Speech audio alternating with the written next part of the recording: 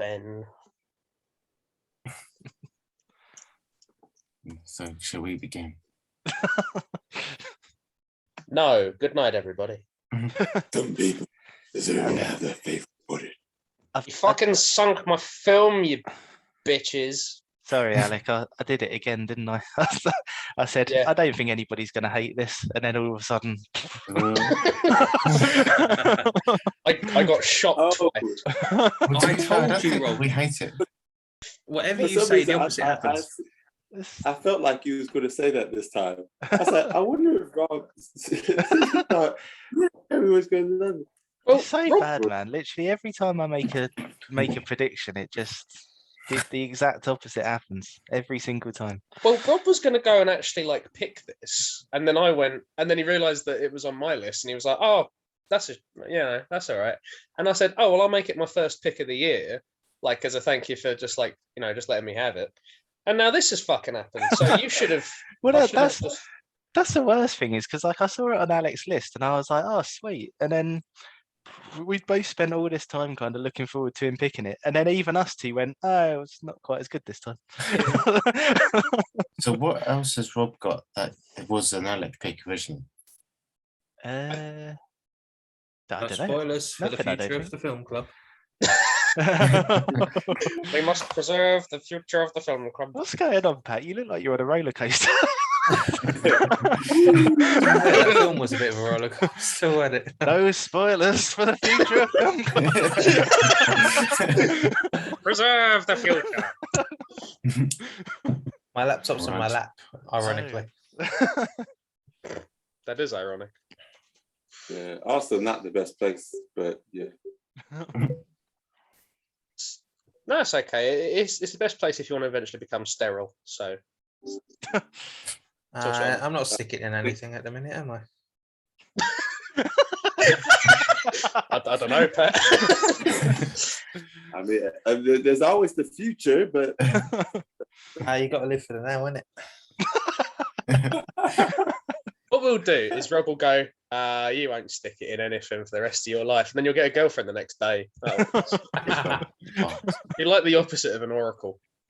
I hope not, because that means I'd be picking people up at work. I'd end up serving a customer and end up getting their number. Oh, I mean, that's all right. Yeah, Have you seen the kind of people that shop in a toy shop? I suppose point taken, they're generally quite young. Or if they're older, they're Karens. yeah, it's mostly Ironic. I said ironically. It reminds me of a character in Right, it's back on the table. I think both me and John read, where there's a character specifically like that. They make predictions, but every time they say something, the opposite happens. So if they say, "Oh, you have a really great fortune, amazing things are going to happen to you," that person's probably going to almost die. I think I've inherited it from my dad, to be honest, because I always remember there was a season where Leeds finished 4th in the Premier League. And then the next season, he was like, "Do you know what? I think Leeds are going to win it. It's finally their time." And they got relegated. You're not quite like that with sports, though, because you've predicted Man United to get knocked out of Europe several times. Oh, yeah, but I mean, you can't go wrong with that lately. That's the only thing immune to Rob's like just oracle powers. It's just Man U will always be shit.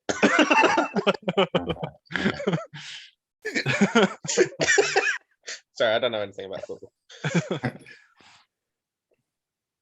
Anyway, Alec, why did you pick it? Yeah. Why did I pick this? It's good. This was one of those things where I saw like an advert for it on Netflix, and I was like, that looks kind of, I don't know, quirky. Like, fuck it. And yeah, I kind of watched it as like a family movie night thing, and I was like, oh, that was actually quite funny. Like that was pretty cool. Sort of, I see you over there, Emmanuel. I fucking see you going. Like, Was it? I was like, that was quite solid, actually. I really like that, and I showed Eb, and That was we had a good what? What? You said it was quite solid.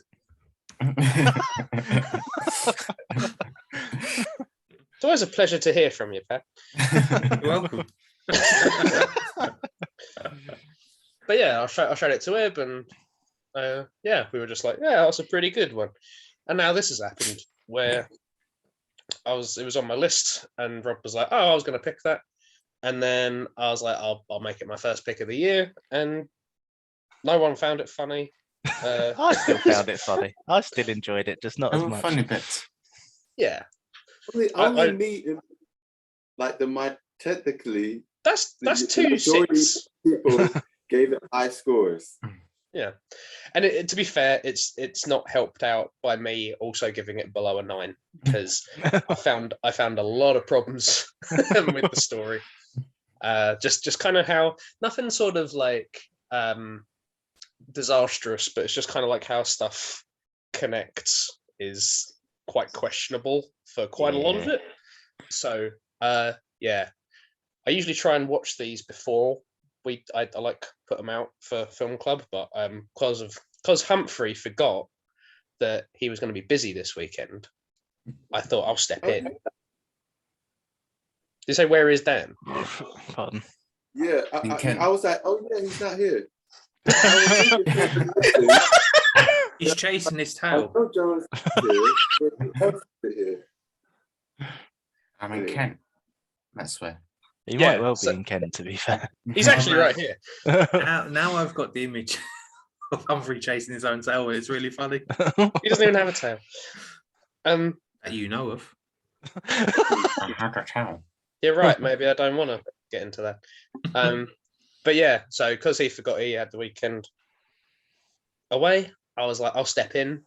We'll all love this, and here we are. Wait, if he has the weekend away, so is he not free tonight, Nah. or is it like Friday and the weekend? I guess Yeah. it's Friday too. Well, I asked him if he was free on Sunday, and he didn't reply. And then by that point, Alec was like, "Oh, I'll do my pick this week instead." And then I sent him a message being like, "Oh, don't worry about it. Alec's going to do his pick this week, and then we'll do Back to the Future next week." Still didn't reply. And then the first we heard of him was him scoring it. So I kind of spent this whole week being like, I wonder if Dan's going to watch it. And then he watched it before anyone else. It's quite a we thought it would be kind of like, because we've just had Girl with the Dragon Tattoo and Insomnia, and then I think the rest of the picks this round are all going to be pretty heavy. Well, not necessarily. Not necessarily, but we got your double bill, Oh, and yeah. then we got some quite heavy picks, and we don't know what Emmanuel's going to pick, but I imagine it's going to be quite unpleasant. Probably something quite heavy. Oh, I thought I'll give us some relief here. This one's kind of fun, but no, actually not. Who wants to take the ball off me? I think the thing for me was like, because I only watched it once before watching it this week, and I remembered it as being something like, well, so the reason I watched it is because like I saw like a trailer on Netflix, and I was like, oh, that looks kind of interesting. And then I thought the name, I thought it was based on a Woody Guthrie song. So I was like, oh, I'll watch this because it's based on a Woody Guthrie song. And then halfway through the film, I realised that the Woody Guthrie song I was thinking of was called I Ain't Got No Home in This World Anymore. So I was like, oh, it's not based on that. But I still really enjoyed it. And I remembered it being like a sort of kind of like a more alternative feeling, Catch Me If You Can. And I was like, oh, that's really cool. So I was kind of looking at it this time, like starting off thinking of it as an alternative Catch Me If You Can. And then I think thinking of it like that maybe sort of brought it down a little bit, because I was kind of paying more attention to, I guess, like how everything connected in the journey sort of thing. And I was like, no, this trail is actually pretty easy. like a lot's happening very simply. And I don't know if that I kind of thought if they'd have put a bit more into like sort of how it, if it just all connected in a bit more of a sort of, I don't know, so in a more thoughtful way, I suppose, then it would have been a lot better. Right, why do you bastards hate it? I don't hate it. I gave it a decent score. Oh, I obviously meant those two. Oh, These two over here. Was That's it- right. Emmanuel's texting it to me. That's okay. It's My- No. What I thought, Emmanuel, is that perhaps you might have hated it because a career criminal was wearing such a distinctive shoe. that solved the whole crime. Oh man. You know, this is going to be a running joke all year now. Yeah. The That's right. I'm reason anticipating why- your text there, Emmanuel. It's all right. Oh, I've just realised the joke I've just put in there by saying running. That was a good one. A shame I Wow, didn't with realise it me- at the time. Word from our sponsors. Demonetised We are again. not sponsored by these. Don't take it to that. Cream egg. No. A man can't eat 50 eggs. False. We will not be removed. We shall not be removed. Budway? What's Budway? A bootleg alternative. With me, it's to be honest, it's classic me, to be honest. They were just It didn't have enough misery. no, no, that's not what I like in movies. No genitals got mutilated. Oh my goodness. Well, Something got mutilated. A few things. Quite. I love the idea that Emmanuel is watching it and then like he takes the thing to the neck and he's like, nah, it's not his genitals. Fuck it.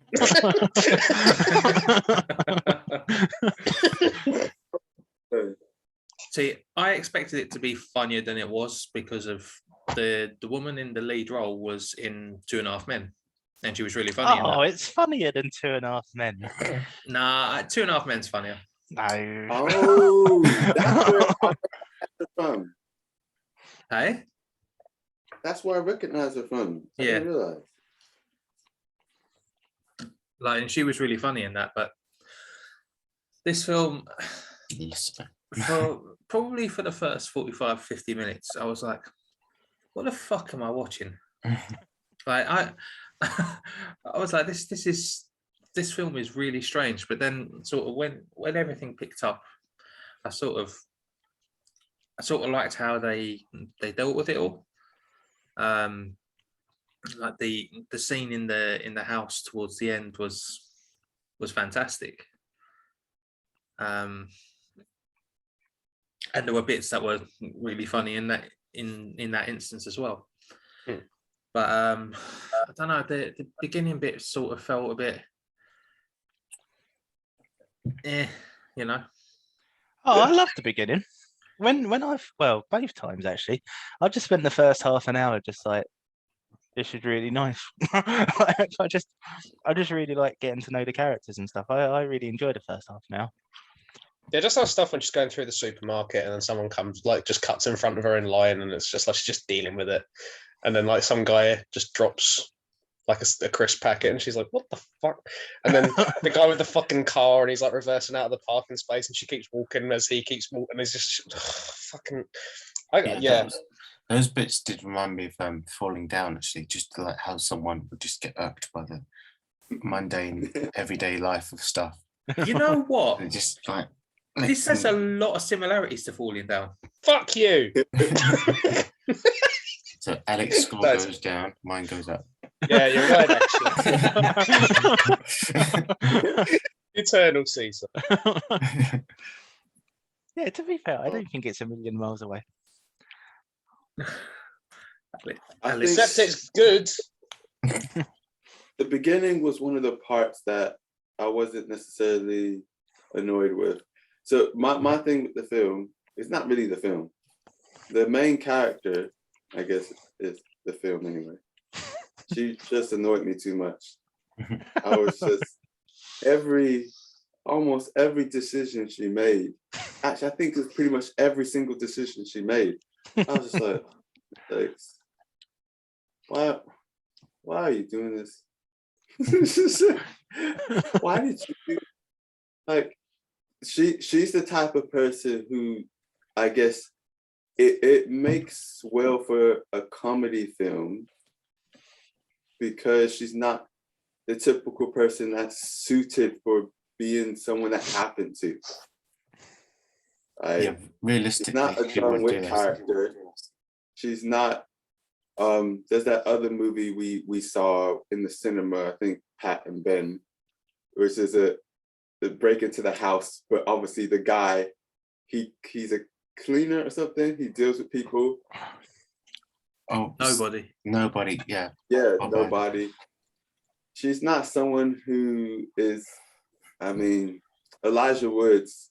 That would have been an interesting one if it happened to just him. That would be a crazy movie. That's a funny thing. That you say Elijah Wood. So I went through the entire film, but like, this bloke is a bit of a whack job. I wonder who plays him. Like, I didn't recognise it was Elijah Wood until he was lying down with stab wounds. Well, it was Elijah from the start for me. No, it just didn't. My brain didn't activate towards it being Elijah Wood, and then I was like, "Shit, is that who I think it is?" So I went on IMDb, and I was like, "Oh shit, it is." Oh, that's so funny. That's I like great. walked past because Camilla had it playing on accident, and I just noticed it. It was in the dark scene when they go to the guy's door.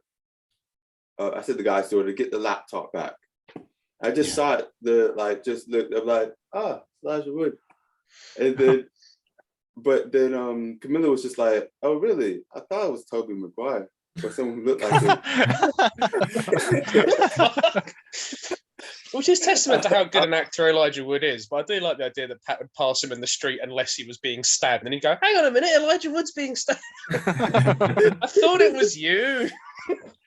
That's funny.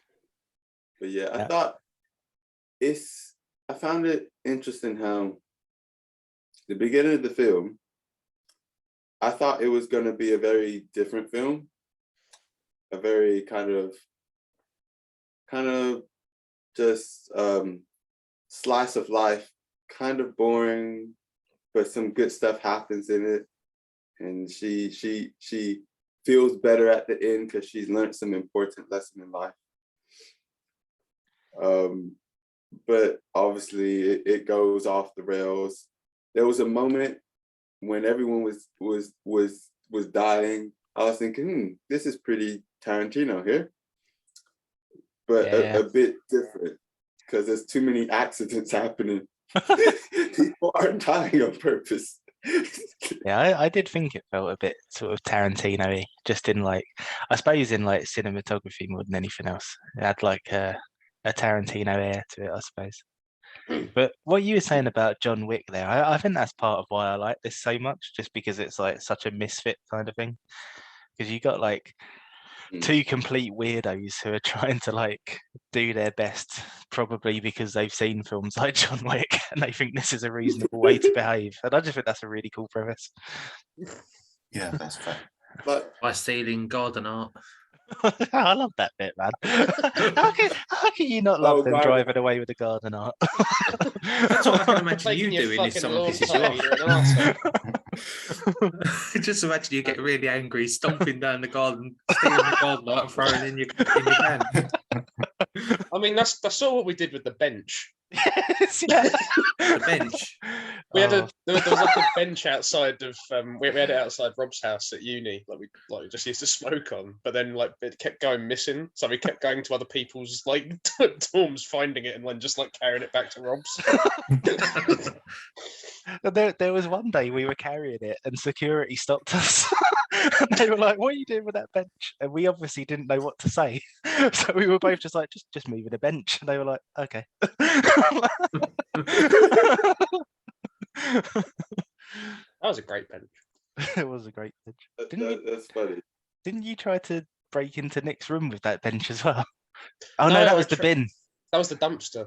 Yeah. We wheeled a dumpster around, and then I tried to climb onto it, but I was still too fucking short. Oh man, That's funny. It wasn't to nick anything. We were trying to leave a traffic cone in his room. Yeah. If anything, we would reverse. Well, we're doing the Yeah. opposite of theft, Reverse thievery. which I suppose, to be fair, is technically criminal damage still. But I'd If rather the police ever you, get like, hold of this, we didn't do any of that. because Alec was too short. Yeah. If I was taller, I'd have fucking done it. I don't know. If I was when I was in halls, I would have rather someone like you put a traffic cone in there, which is quite classic, rather than someone steal the bacon and put a brick in the fridge. That's what, steal the meat and replace it with a brick. No, come on. I think my favorite prank was that I went home one weekend and I accidentally left my door unlocked. So while I was home, my housemates moved everything from the bedroom into the kitchen. and then when I got Well- back, I was like, you know what? If you've done this, I'm going to make your life inconvenient. So for like a week, I slept in the kitchen. and then one day, security came round and they were like, "We think you've got somebody else staying here." And I was like, "No, it's I'm in that room. It's just I'm here for now."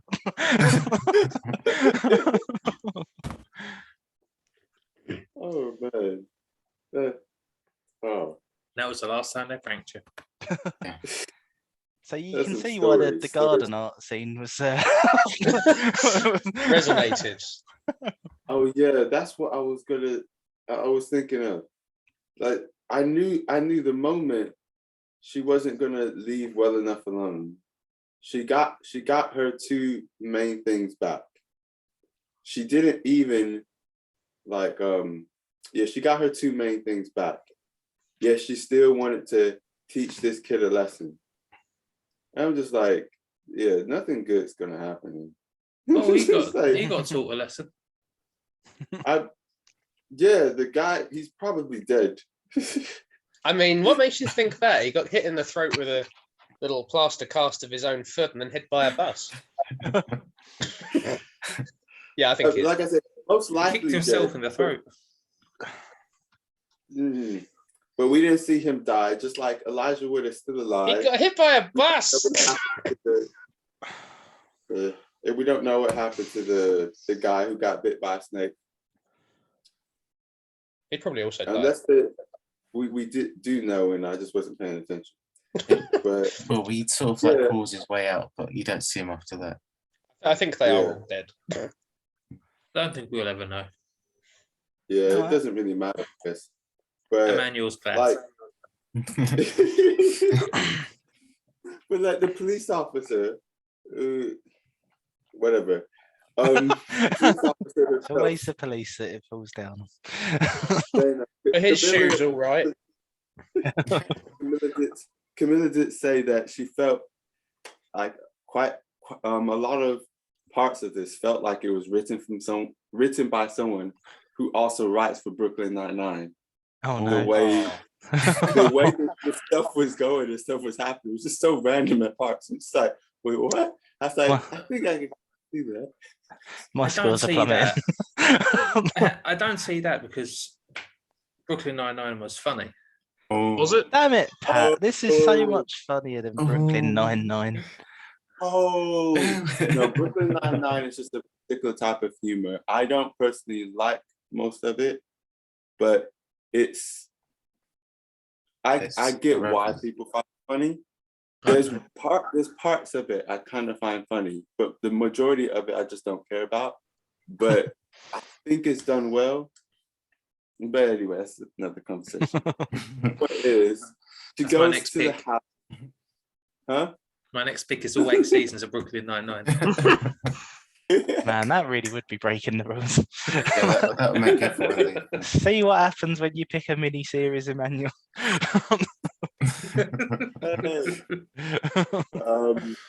What you call it? She goes to the house. I was like, wait, he offered you money, which I assumed he was going to do anyway, just a matter of time, because that's the normal thing. I know you didn't come in for money, go there for money, but you have damages to your house. You cannot afford to renovate your grandma's house. You don't invest in any home security. You got an oil radiator like me. because you can't afford to do any central heating in the house. Make good money, improve your life. Why trouble for yourself?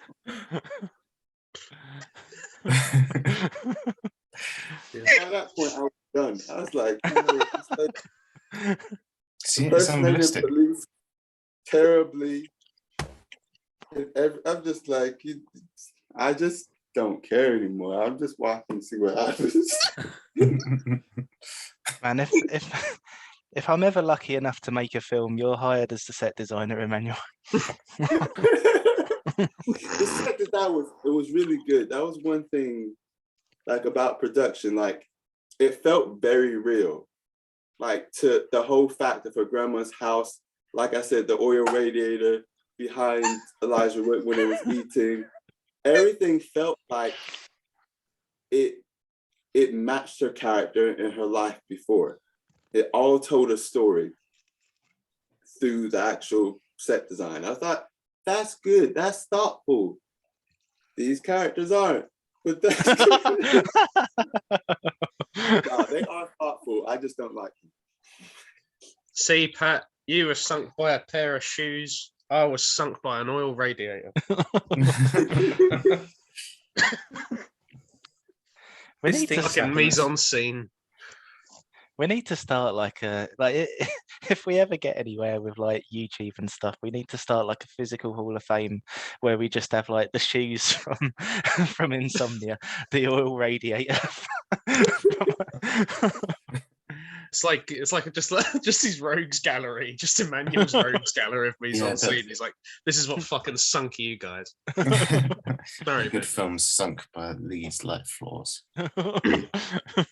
To be fair, it's better than complaining about gas tanks on the ship in Jaws. So, Oh, yeah, or sentient trucks. or sentient trucks. The Oh, I Jewel forgot from about Jewel. that. Oh, that was an interesting view.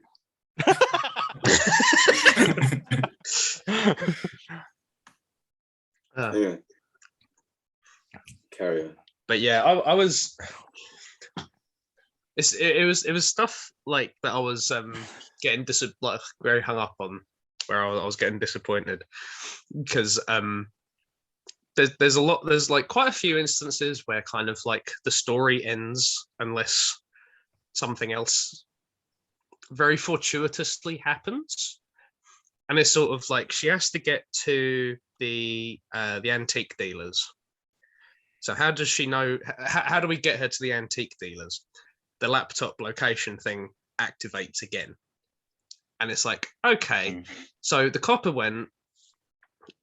They'd have wiped the laptop if they weren't morons, and it's like, all right. Yeah, clearly morons.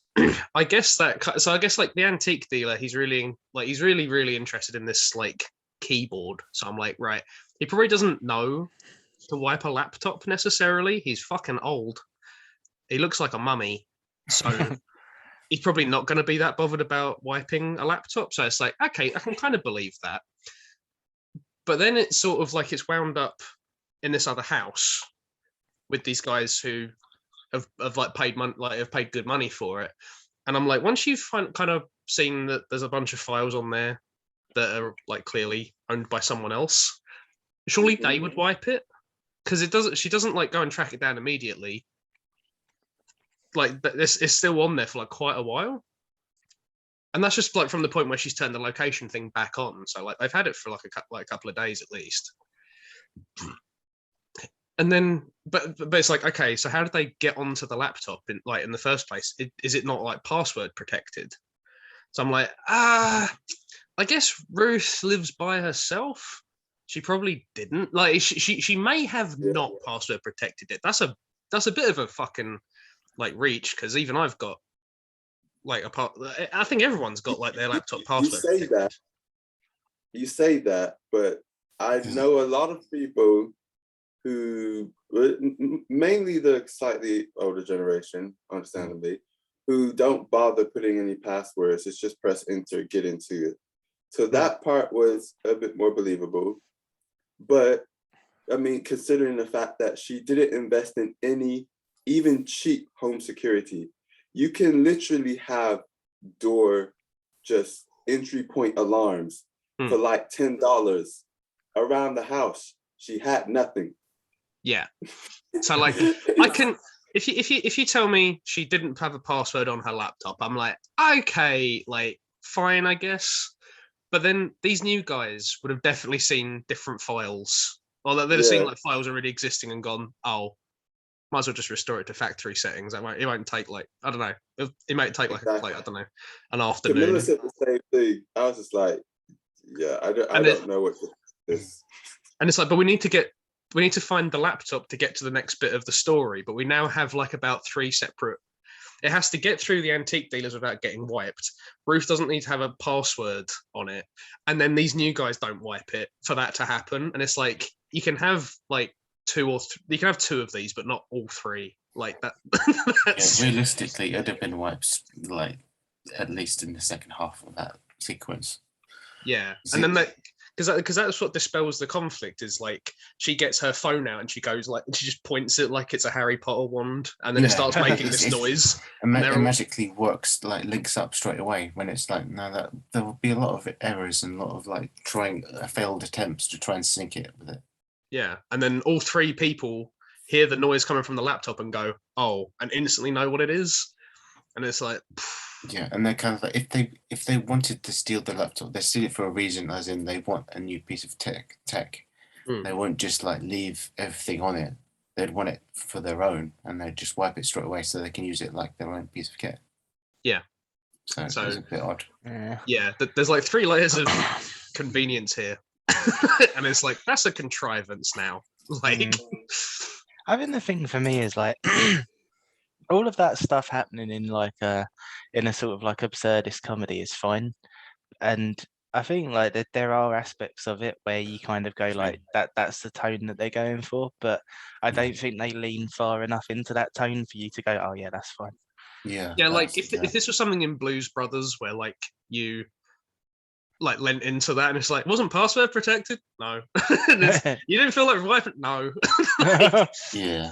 Fucking hell. Like if you're kind of going more absurd, then that'd be fine. But it's going quite grounded. Because I think that's kind of the point of seeing all these people being dicks and her reacting to it, is so you are instantly, yeah, I've done that. Yeah, I've seen that. Yeah, no, I've seen people do that.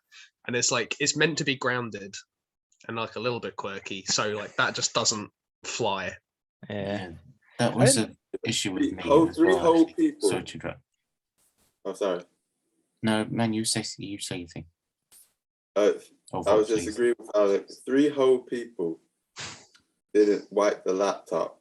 The one who stole it, which would have made most sense, but okay, maybe he's high on drugs, but would he be high while breaking into someone's place? Probably not, but whatever. I mean, I think it's fair to say that he could have been, but like he is another person who would have wiped it. Like between the 3 of them, between Marshall and Christian and the girl whose name escapes me, one of them would have gone, we should probably wipe that before we give it to somebody. So that you're right, that is another layer of person who would have. Yeah, there's just a lot of dumb people making very dumb, stupid choices in this whole film. Sorry, Ben. There's real part, huh? No, sorry, I wanted Ben to say what he was going to say. Oh yeah, Ben, before we moved on. Yeah, I was thinking like the tone of the movie is the one that I was kind of like struggling with a bit. Not that I didn't like it, because I think a lot of it did work, because it reminded me of a lot of other directors and styles that I've seen in the past that I really liked. Like I mentioned earlier that if I saw this like when you guys saw it, I probably would have been more kinder towards it. But I think since all the films I've seen since, I've liked more and seen equivalents of a bit better, executed a little bit better, even if they're different stories and stuff. It's kind of like similar ideas. But I don't know if you've seen the film Sightseers by Ben Wheatley. No. It's got that similar sort of really black humor, deadpan kind of like straight, like I wouldn't say kitchen sink drama kind of thing, but it's like very normal people doing every stuff, and then crazy shit happens to them, but they react in a very like deadpan kind of way, and every reaction they take is kind of logical, and every choice they make makes sense, which I did really enjoy in this film. And it also like it reminded me of how Vince Gilligan, how he does Better Call Saul and Breaking Bad. It's got this weird quirky style to this realistic tone that is kind of like bad crazy shit happens, but it's kind of, you can see why it does happen. I kind of wanted it to either be a bit more realistic or a bit more fanciful or a bit more over the top. So if it was more realistic, I want it to be more intense and more nail biting. In this, I would have wanted, if it was more realistic, more over the top, or into a bit but more humorous and more like you say, Blues Brothers, just wacky and over, just a bit of a kind of farcical romp in a sense. But it's hard to get both right. And maybe like the Coen brothers probably had the best balance in both of that, where they can like make it really funny and stupid, but also really nail biting and very and thrilling. So yeah, that was the thing that kind of like I wasn't sure if I did like it or not in terms of how they executed the style of the story, because the story in terms of it is really good. It's really interesting to see how a normal woman reacts to a robbery, and it's just fun to see her like obviously silly and crazy reaction to how she deals with the problem. But it's good to see that everything she does causes a cause and effect. So every mistake she makes gets worse in a sense. And like there is no like shortcuts. She just doesn't get out free. There's always a consequence there, which was good. That's what I like about it. Like I find the characters, I really like the characters, and I think they're all really, really strong. But like it's when you just get to the connecting parts, like there's a lot of things that just happen to line up, and it's just a little bit. the links are just a little bit tenuous, and it's stuff like. But like here and there, because it's stuff like when they wind up at the antique sellers. They just happen to show up at the same time as Christian and Marshall and that. And it's like, that's not, I don't want to say that it's really, really convenient. I don't want to say it's impossible, because Christian and Marshall and that have been like smoking weed the whole night. Ruth and Tony have been drinking the whole night, and it's both kind of like first on their agendas, obviously. So it's like they'd probably both kind of have like a similar sort of schedule. They both got to kind of deal with like a residual hangover, probably. This is their first port of call. It's not impossible. It's just a bit fucking weak. Yeah, I think that's the thing, because it kind of goes back to what I was saying about how it all would have been fine if they lent more into it being like an absurd thing. Because I didn't watch it with Rachel, but the bit where she takes the plaster cast and you see that his shoe's got the duct tape on it. Yeah. And then afterwards, when they see the shoe with the duct tape and then they realise it's him, I could hear her in the back of my mind going, oh, they're insulting our intelligence. and if it had lent more into that sort of absurdist kind of thing, then the response would have been like, yeah, but that's the point of the film. Like it's like this, that's what they're trying to do, but it's not. Sort of like Snatch. Yeah, exactly. Yeah. Of course I just fucking threw a bottle of milk and it happened to be the guys carrying Boris the Blade. Like, that's the joke of it. I think it's because the timelines are so like you're following different people's lives and they intertwine, like Pulp Fiction as well. It works really well in that case. In this case, it's 100%, well, 90% of the time it's following what's her name, the lead actress. Ruth. And there's this other bit where you follow the guy that burgled her laptop. It's just the side stories, kind of like just little experts here and there that don't quite mesh up as well or as smart. But I think maybe because it's a really slight 90-minute movie, it's really quite well paced and quite tight. If it was a bit longer, maybe they could have weaved those parts together a bit more like convincingly. Well, I read that apparently the film was inspired by so the guy who directed it is the guy who wrote it as well, right? I think so. I think it is. But anyway, I think I read that it was inspired by him getting his laptop stolen. And I was kind of like, well, I don't know. I kind of thought, if you had your laptop stolen, was this just kind of like an idealist fantasy about how you would have got it back, or did you genuinely not have a password? And and if you didn't have a password, you shouldn't be writing scripts on it. Yeah. Yeah, the guy who directed it also wrote it. Yeah. Oh, and he's fucking French. Is he? Oh, wait. Oh no, he's American. What is your It's problem okay. with the French? You are a sorry excuse for an Englishman. Yeah, his surname's Blair. Yeah, no, I just saw the first one. I thought it was Masson. I think it's Mason, but his parents didn't know how to spell I mean, Mason Blair. He's from Virginia. I take that back. He's not a fucking Frenchie. I mean, to be fair, Alec, I celebrate being English, but I'm technically Irish, so you know. I was really afraid Passport you were going to says tell that. me you were French. I was like, fuck this. Well, I We've used to be lost- semi-fluent in French. Le Kenny? What the hell's that? I used to be We've- semi-fluent in French because I fancied my teacher. So everything she told me to do, I did. Mm. And then she left, and then I was like, "Oh, fuck this!" Yeah, language." there's someone could be arrested for that now. So What, being tonight fancy? we've lost our following from the Republicans because of Pat's dual nationality. And the French, but fuck I've 'em, got we an don't Irish need 'em. passport, but a British birth certificate, so I've got the best of both worlds. I feel like we've been off track a bit. It's a Yeah, good track. Mason Blair's middle name is Chaplin. I apologize. Well, I didn't. Mason Blair. I didn't mean to call you French. Whoa, Mason Blair's doing the remake of Toxic Avenger. Yeah, I just saw. Right, sorry, Emmanuel. You've been trying to talk for fucking ages.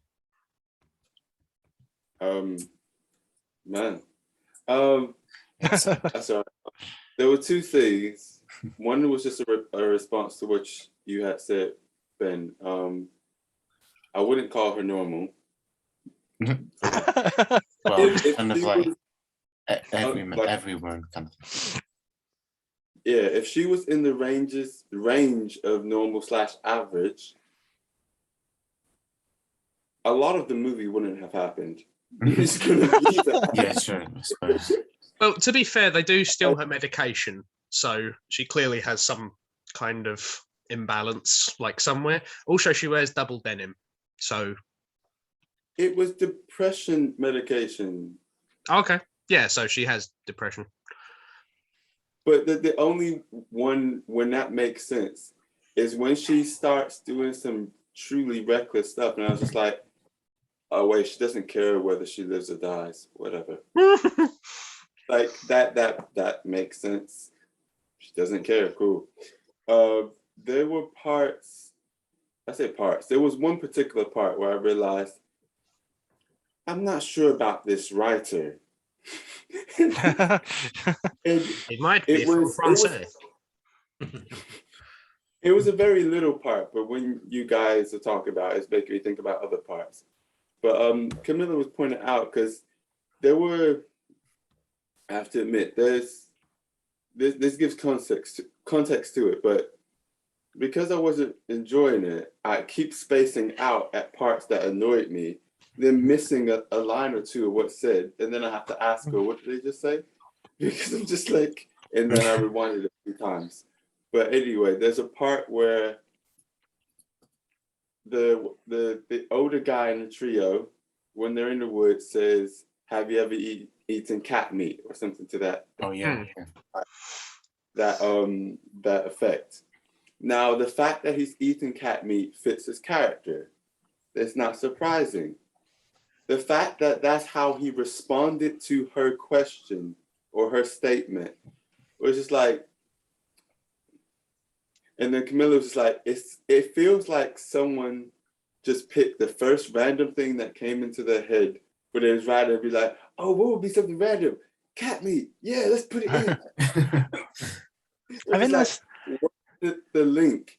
Like, as a writer, you could have easily linked that, but you couldn't be bothered. So you just but it's not obscene, like you said, it's not an obscene comedy. So it needs to be linked as if it's a more realistic situation with people who are not all there or who are doing crazy stuff. More But relevance. instead, It needs more relevance, you mean? Yeah, and then it wasn't going to be much work. Like, I'm sure Rob could easily, after a few minutes, string together a sentence or two that would link it and make it relevant, because it's a Hey, cool I wasn't lie. involved with this. Why didn't you do this, Rob? Fucking hell. If he was, it would be better. That's why I'm trying to say Rob. But it wouldn't take that much work. But I'm just like, what? Just why did you not bother with that? Come on. See, the cat meat line is definitely weird, but I do think he is trying to like psych her out with stuff, and it's like she's alone in the woods, and I don't understand it. I don't want to pretend like I do. But, like, it is something that's just a bit fucking weird, and I think that is the point. He is trying to fucking weird her out because it's something that no one else would have eaten, so he wouldn't. But it doesn't. I'm not going to pretend it's not weird. Him doing that is either two things. Either it doesn't match his character and it's completely random that he would say that something like that in that situation, or we haven't got to know his character well enough for it to make sense for his character to just say that out the blue. Mm-hmm. If he was someone who did stuff like that throughout the film, it would make sense. But the closest he's done something to that, and it actually did make sense, was when he did a "your mama" joke, cuss at the big guy. I was like, he's gonna, like, something's gonna happen to him. Fortunately for him, he only got punched. I was like, dude, like you don't do that kind of joke to someone like that. You are an idiot, aren't you? But that made sense. That showed how dumb, stupid, and also cocky he is. Or Arya, whatever. Cool. The cat, that it doesn't make any sense. Yeah, I'm not gonna stand here and say it makes sense. I do think he is trying to like freak her out. So like he's going like, oh, make you invisible, and so she's now gonna be looking in places that she wouldn't, and that's how he's gonna like. I can kind of get that, but I do like that scene where he does the "your mama" joke. And then he gets given a bunch of shitty weapons, and he's like, well, this is what you fucking paid for. And it's like, I really do like that kind of aspect where the guys that Christian has like allied himself with, they're not even like well liked in the criminal underworld. They're kind of shit at it, and yeah, they get crappy weapons that will just kind of blow apart. And like I like that they went out of their way to establish why that had happened. Like, so when like it actually pays off in like the final kind of shootout kind of scene, and all the guns are like fucking up stuff. I really like they'd taken the time to set that up and why that happens. But yeah, like you say, I could have used an extra scene of him being a little bit more weird to make the cat meat thing more relevant. I agree. That's fair. Yeah, there's lots of things that could have been done, but another point that in like kind of homes it down of how kind of they also had the wrong shoes. No, sorry. No, I didn't notice their shoes except the ones we were pointed at.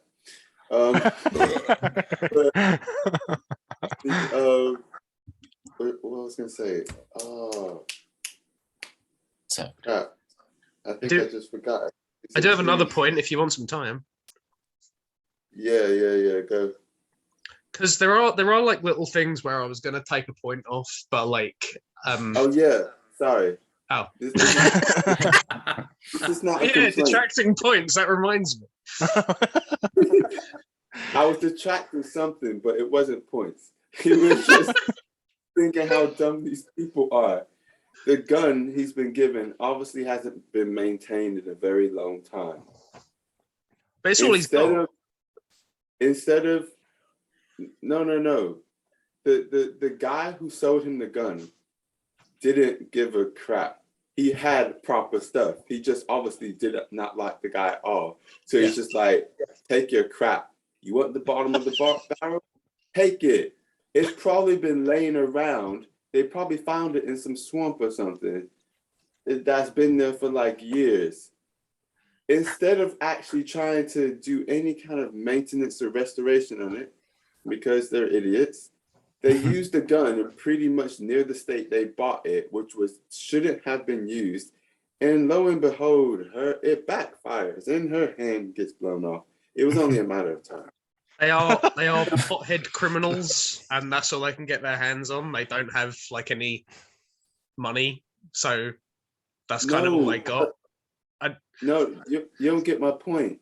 They could have done some simple, very cheap maintenance to it, and that wouldn't have happened. But they didn't bother doing anything. So even the shells barely fit in. When the girls put it, it's like, you haven't oiled the barrel. You've done nothing. Okay. What's going to happen? Obviously, you're American, so you know this, but I don't know. I don't know what they do. Does anyone else? No. Does anyone else know what? Is this an obvious thing to anyone else, or Not to me.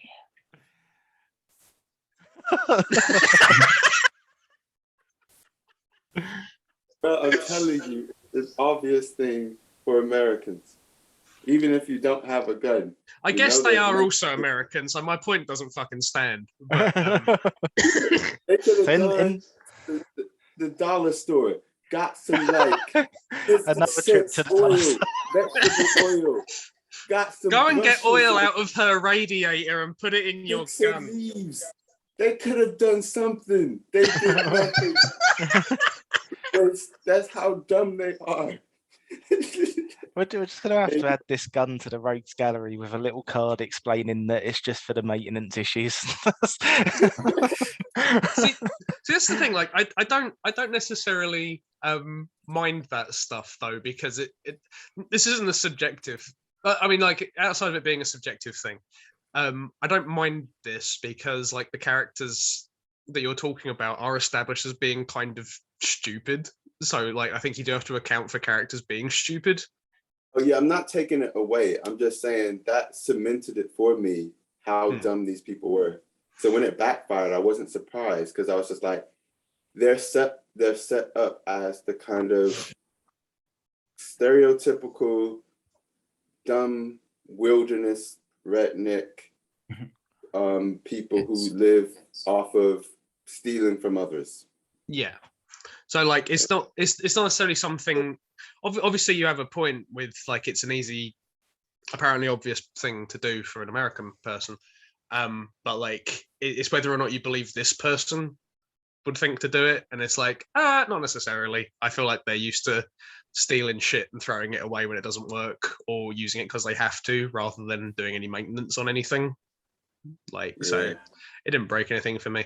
It's sort of like, I mean, this is an unrelated point.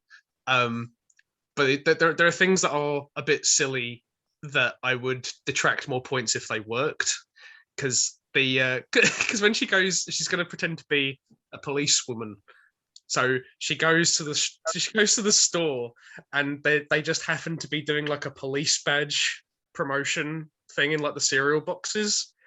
So she goes and buys a cereal box, gets a plastic police badge out, and I was like, fucking hell, this is crap. And then but like it doesn't work. Like no one believes it for a second. So I'm like, okay, that's fine. I believe that she thinks that she'd get away with it, but it doesn't work because of course it doesn't. And it's like, cool. If she actually got somewhere, she'd actually fool someone with it, I'd be like, oh, I don't know. But she doesn't get anywhere with it. So I was like, right, I can't really take a point off here because it's something she does that is stupid that doesn't work. So it's I got the impression that she did fool the woman, because you know that other woman didn't seem to be the sharpest tool in the shed. Oh no, he says, "Are you fucking retarded?" And she goes, "Don't use the R word." Of course they're not police. I'm just bored. Also, when she winked at them, she said, the police are here to blah blah blah. But to be honest, it was obvious from the get-go that she was just bored and invited them in. Because even like by the point time the main character got to the door, she knew this wasn't going to work. She was just like, yeah. And then The more you look at it, the less it works. Like, your point's valid. I'm wondering why she didn't go to like a costume store or something. That probably would have had something a little more convincing, if that's what I think most people would think of. But obviously, this was more for the comedy value. So instead of going to your costume store, which most people would think of, no, she's gonna go and fish it out of a cereal box. Yeah. I think the thing is, like, so I mean, I don't know if this is the case or not, and if it is the case, then maybe it's because it's Mason Blair's first film. But I I get just the want to impression. say, it is very uncommon for them to do police badges in cereal boxes. Sorry, carry on. Yeah, no, I just get the impression that maybe like the screenplay read as if it was going to be like really absurd and like really like wacky and out there. And then maybe they made the film and then watched the final cut. And there was just a moment where like one of them looked at another and they were like, "Yeah, this actually feels quite serious, doesn't it? Like this isn't the tone that we wrote." Yeah, I guess that's the point of it kind of being a little bit experimental. Like it is trying to be grounded, but you know, you can do like the quirky humor and keep it grounded, but like you're kind of fucking about with like reality, trying to do your story this way, and it's like Yeah. it doesn't. You need to work a little bit harder on how this all connects. I feel like they were probably going for like a similar tone to something like Fargo, but I think the thing with Fargo is like everything that happens is like pretty kind of like authentic, and the humor is in the characters rather than the events. Yeah, it's how they react to things rather than what the situation is. Yeah. Because honestly, that bit when she's walking away with the silver, and then the pharaoh. Oh, sorry, the Roger Moore person. He like makes her turn around, and then she accidentally hits him. I was like, I don't know if that happens. You have to really, really try to fucking swing into someone with that amount of force. But then he like breaks her finger. It's the way it's shot as well, though, because she kind of like turns like that, and then it cuts, and then she's doing that. And I was kind of like, what? I was like, you didn't do that, really, did you? Like you probably wanted to hit him if you did that. You didn't do that by accident. But it's when he breaks her finger, and I was fucking laughing. It still catches me. It's just because it's like this, and she's like, it fucking makes me die every time. But then when you go, how did we get here, and why are we here now? And it's like, how did you get here is ridiculous.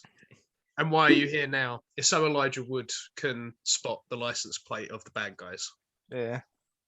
Because that's how we get to the next bit. And it's like, it's kind of, I'm on like a big kind of tower of like, I'm on a big stone tower, and there's two really, really rickety bridges like connecting it. I'm like, don't know. Yeah. Don't know. Linking to what you said, Rob, about her arm being here and whatnot.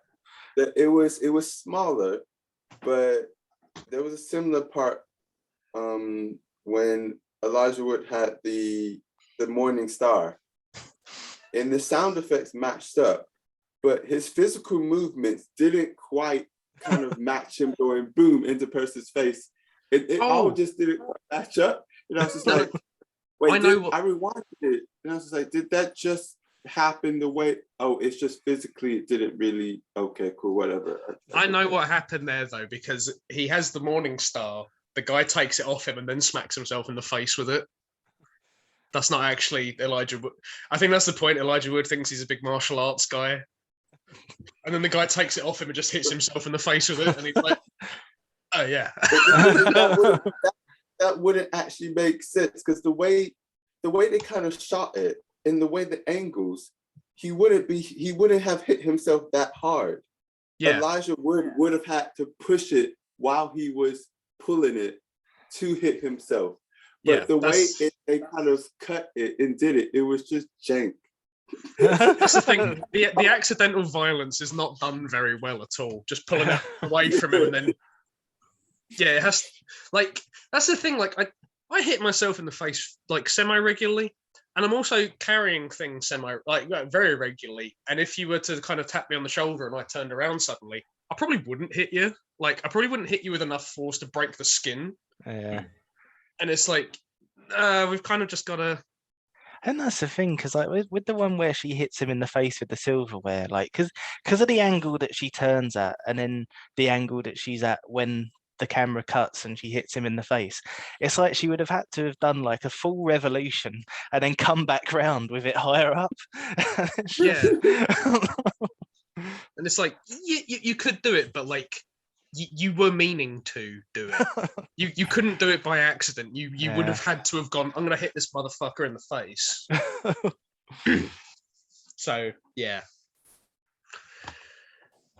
Things like that. Which again would work if you kind of lent into it and made it more absurd. But because it's so grounded, it kind of like fucks itself in certain places. Yeah. It was like I could see at points they were trying to go for like a certain approach, especially when Elijah Wood's character is going, he goes in this whole kind of, not whole thing, he says quite a few lines, almost bigging himself up about like searching the web for using the plates and stuff. There's me thinking, is he actually gonna like go into the dark web? No, he goes into Google. See, I like that as a joke. And his computer is infected with viruses, or at least a virus of some kind. Yeah. I think that's a great joke though. Just like, oh yeah, you're the spider, but I'm the fly. Can I have your credit card? Sorry, I need some credit. I thought that was a good joke. Dude, you just went on some public database. Alec, I think you hating on your own film has knocked Pat out. You've like snake charmed him to sleep. No, I'm still here. You can't call me biased now. I'm fucking going at my own film. Too many endorphins have been released for Pat tonight. Huh? Too many endorphins have been released for you today. No, I'm just trying to find a way of being comfortable. He's trying to find his self-esteem. Yeah. Managing for 2 days has knocked me out. Man. Bless you. But yeah, it's this is the thing. This is why I like to watch these things before I pick them. But because we shunted forward a little bit, I was like, we're going to be doing this in like real time, where I go, there's a lot of problems with this one. To be fair, you helped me out a bit because because you didn't pick this. no, because after we both had a similar reaction of going like, oh, this wasn't quite as good this time, because I think Emmanuel, you're the only one that didn't know this, but in a couple of rounds I was going to pick The Last Black Man in San Francisco, and I was like, I'm going to watch it before just in case. That's the film. Oh, this is the thing. I watched it again and I was like, oh, it didn't hit quite as hard this time. If you've already seen it, it's probably something that'll only hit you the first time. No, because I always try and watch films twice, and like I try and sort of, I don't know, evaluate them a bit more the second time, I suppose. I think the thing is, you can just having awareness of it happening doesn't negate its effectiveness if it's well constructed. If you can kind of see how it is constructed, like, because that's why you can tell the same joke like a couple of years later and still laugh at it. It's the intent. And like, I still laughed at this, but You laugh at me saying hello. What? Oh. See? Yeah. No, that proves my point, not yours. Yeah, I don't know. I watched it again and I was kind of like, I don't know. Because the first time I watched it, I was like, oh, this is such a cool idea to sort of, I don't know, have this guy who like believes this thing that he knows isn't real. and everyone else knows isn't real. And then when I watched it the second time, I was like, nah, the way they revealed that was a bit crap. Well, it's Fair like enough. Bad Samaritan, because this is a little bit of film club lore for you, Emmanuel. My second pick was going to be Bad Samaritan, which is a film with Robert Sheehan and David Tennant. And when I first watched it, I was like, fuck yeah, this film fucking rocks. And then I watched it just before I was going to pick Seven Samurai. And I was like, oh, this actually kind of sucks. I These still really think, these really strong like little beats that I thought it had, they don't actually exist. This is really poorly constructed, actually. I'll pick Seven Samurai. I still think Samurai. I still think this and The Last Black Man in San Francisco are both like really good films, but I don't know, they're kind of like, they're sort of like 8 out of 10 films, and there's a lot of films that I want to pick before them. And Rob wants to win. Rob wants to do a three-peat. Well, to be fair, this year I'm deliberately picking films that I'm not sure are going to. Well, I've said that before. I was going to say first pick of the year, and it was one you were going to pick that which you got. Like, he encouraged me to pick, and it's gone horribly. I see what Rob's trying to do here. No, genuinely though, like this year I've deliberately tried to like find films that I'm not sure everyone's going to get along with. But I said that about Evil Dead and Tick Tick Boom. So. Well, you thought Close Encounters of the Third Kind was going to be your only one that was going to do well, and it was your worst one. Yeah. That's literally outside of Bad Movie Round. That's my lowest rated film, and it's the only one where I went, yeah, everyone's going to love this. And only 3 of us did. Yeah, damn it, Alec. But yeah, I was The only thing about on your film before we move on, the last Black Man in San Francisco.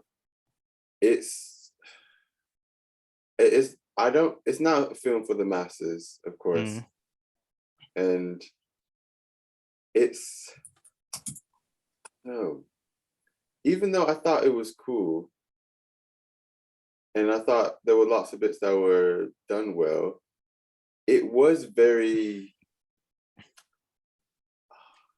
you know, when you get certain independent films that are made a certain way, it cared more about, I guess,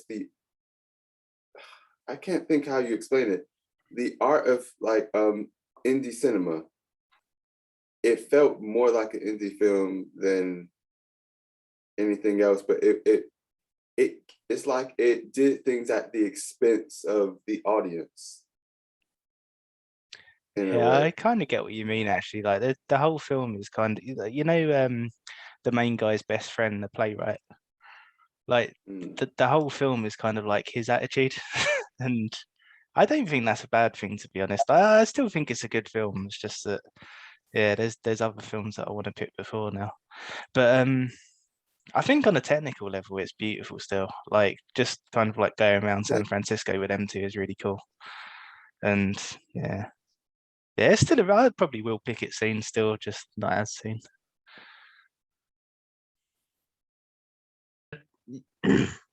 Yeah, getting back to this, because I feel like it is like quite relevant of something we thought was good, but turned out was not as good as we thought. Not good. I do still think kind of like the core of this is good, but I do think the connecting pieces are where it falls down, and like I do think that when there are certain payoffs where I was like, man, I really wish how we got here was like stronger. It's sort of like right at the end, when like the lady from the remake of Evil Dead is like gonna go and kill Ruth. Oh, that's who she is. Yeah, and she gets like a ninja star to the face, and I was like, oh wow, Tony's here, and then he's come back and he's holding the lawn tiger, and I was like, nice, that's quite cool, and I was just like, like it is really fucking lucky that he happened to show up right at this moment though. Yeah, and it's like, and I know you kind of need it for the joke, that he shows up with the lawn tiger and stuff. I don't know if there's like an easy fix for it. The trouble is, a lot of films are really guilty of doing that, like convenient, some plot twists, such that the character turns up right at the precise moment. There's things like Train to Busan where they did it, and I was like, that makes sense because Don Lee is he's already running that way, so that's how he's already there. And then he sees the protagonist's daughter. Yeah, not all of them are well thought like that. Yeah, exactly. I want more well thought ones. But it's like he's already running that way. He sees the daughter, and he's like, "Oh fucking hell!" And then it makes sense why he's there, and it's like it makes sense why Elijah Wood is there, but just at that precise moment, it's like I don't know. It's a little flimsy. I kind of wish we had like a little.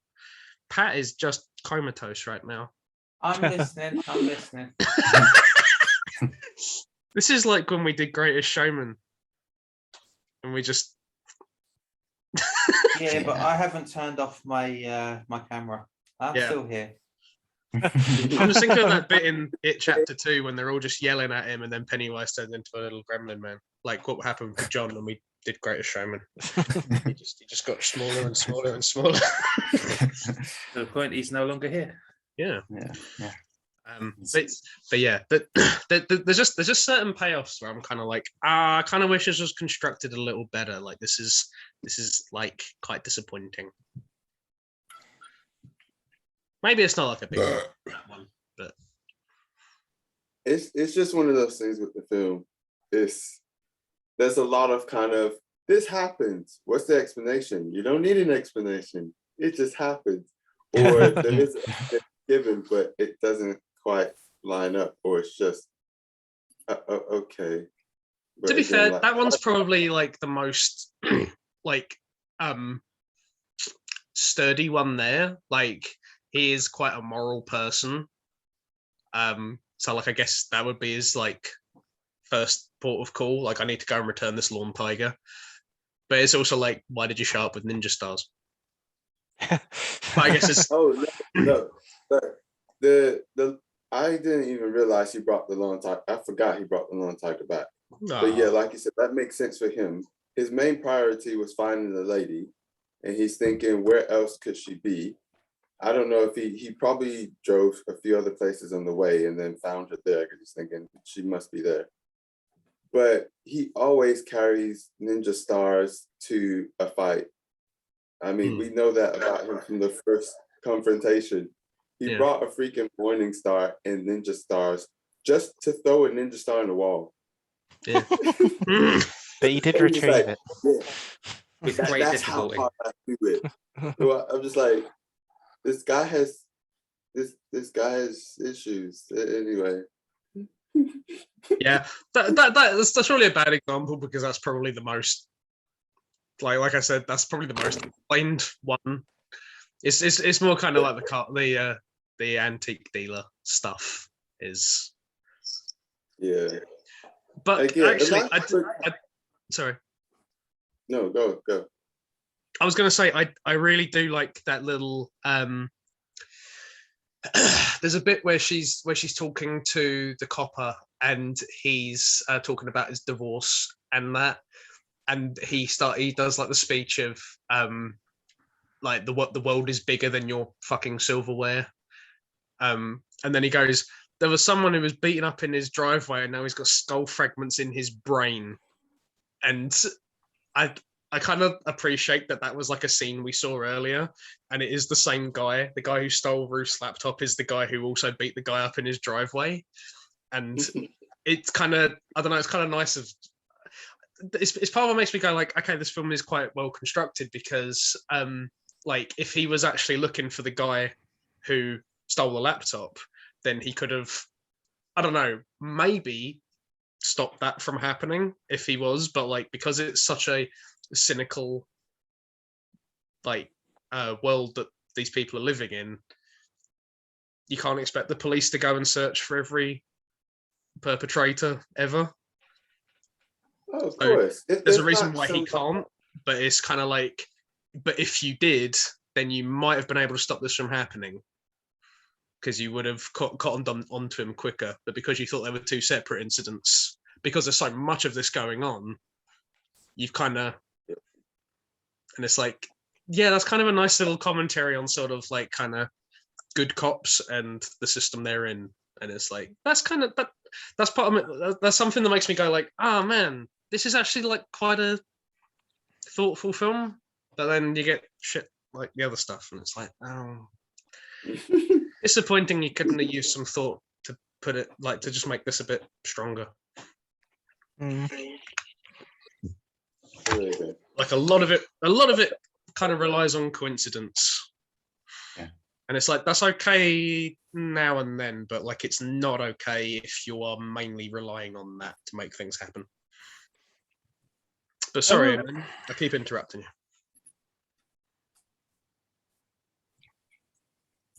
Emmanuel. Oh, I can't remember what I was saying. I think, I was just saying, Elijah Wood's character, he didn't annoy me. I think it annoyed me. I don't know what it was. I think like he was from the get-go, he was out there. You know what it is? He reminds me of an anime fan, and that's probably why it annoys me, but not you. You mean he reminds you of John? No, oh man, no, that takes no. Yeah, I don't know what it is. Like, he's just kind of like obviously way out there. Actually, there was one part that I thought it did annoy me, but I'll get into that in afterwards. But her character, there was just so much she was doing. I was like, you just don't have a lot of sense. Can you give me an example? Give me an example. I want to hear this. You want me to go through the whole film? No. I just want an example. What was the main kind of thing that made you go, what the fuck is this lady doing? With the fact that she got the cast of the footprint, maybe? Was that? Oh, that's fine. That actually made complete sense. Yeah, what about going off to finding out where he lived and going to confront his parents? That's a little out there, but I believe the character would do it. That would.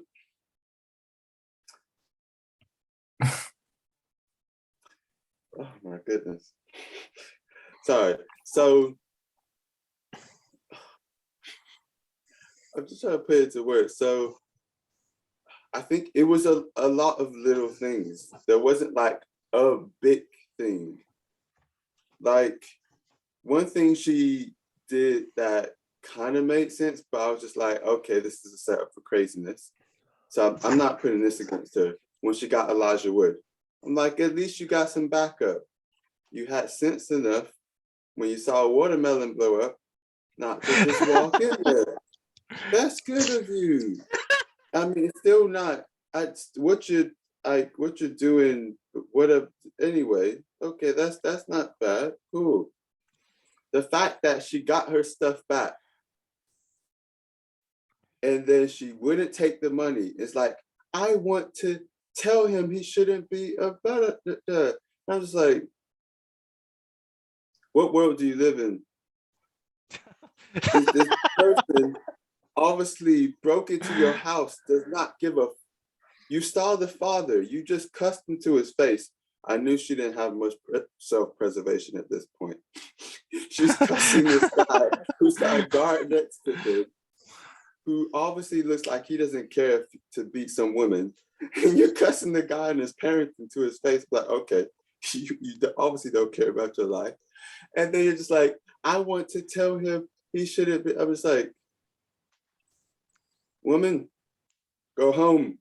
You got your laptop. You got your silverware. You've got your life. Do you remember what country you live in? And you want to go vigilante and off. It wasn't even vigilante. Vigilante. It was more like the Elijah Wood character, and maybe that's why I wasn't as annoyed about his character. Even though he was very dumb to show up to a gunfight with no protection and have very slow reactions and get stabbed. I mean, if he was wearing some protection, that wouldn't have mattered anyway. Point is, I get him doing all this stuff. It makes sense. Why are you, like, you're not trying to be a vigilante. You're not trying to beat him up or teach him a lesson. You're trying to tell him off as if he's your neighbor's kid and go, Johnny, you shouldn't do that. There's people who care in life and blah, blah, blah. Do you think this kid's gonna care? And going this way, you're probably most likely gonna get shot than tell anyone anything. Just go home. Take the money and go home. I'm just like, you know what? It's obvious she doesn't have sense. But these are things I don't know. These are things I can see the character doing. Like it's just kind of like these little moments of being inconsiderate, and she feels the need to like have a go at that, and that's kind of what happened with Tony. She was like, "Can you stop shitting on my lawn?"